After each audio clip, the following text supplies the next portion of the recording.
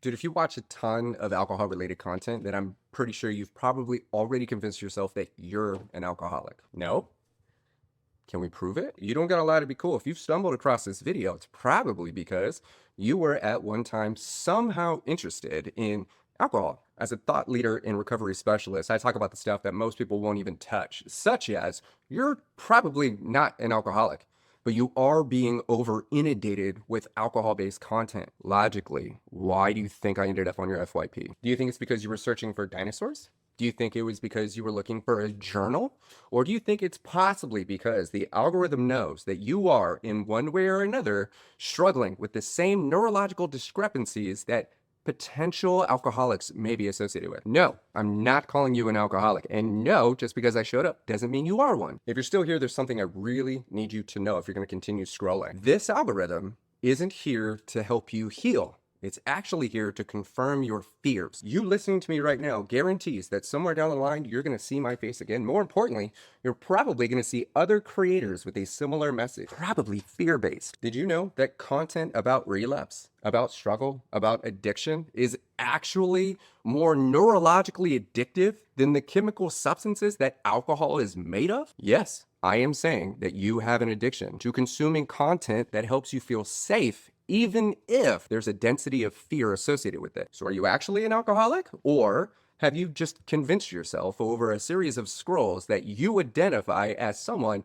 who has a full-blown addiction and dependency to alcohol? The reality is most people doom scroll alcoholic content. Yeah, they may swipe. Yes, they're looking at kittens. Yes, they found a firefighter. But they also just stumbled across a picture of someone like myself, bright yellow, and talking about hepatitis, pancreatitis, liver failure, cardiac arrest, all of those things that happened to me. Why do you think I have this channel? Is it because I casually want to help you change your perspective so you can maybe drink in a different way? Or do I want you to understand the severity of your circumstances, how well you're doing in contrast to how bad it actually gets? The more you scroll, the more the algorithm confirms your anxiety. You have insomnia. That's why you're up at 2 a.m. and that's why you're thinking about alcohol. That's why you have alcohol to go to sleep. The algorithm is feeding you more and more content that confirms the fact that you need alcohol to sleep. More importantly, and the scariest part, you're probably going to find a community of people that love alcohol and glorify alcohol to such a degree to where they actually encourage that behavior, even though alcohol is the reason you can't sleep. So remember, if I showed up or someone similar, it's because the algorithm favors extremes. Pictures like this, they need your attention. As a matter of fact, if you're still here, I've already got it. The more fear-based content that you choose to consume, the higher the likelihood you're going to practice the behaviors that actually bring on the symptoms you're attempting to avoid by drinking just a little bit more. I bet you or someone you know is definitely afraid of withdrawals, and that's why they keep drinking. I bet at one point, or even now, you have concluded that if you stop drinking, you're going to have a seizure. I bet that if you see my face, you're assuming that I'm going to talk about worst case scenarios, which is just going to verify the fact that you have a problem and you have to stop.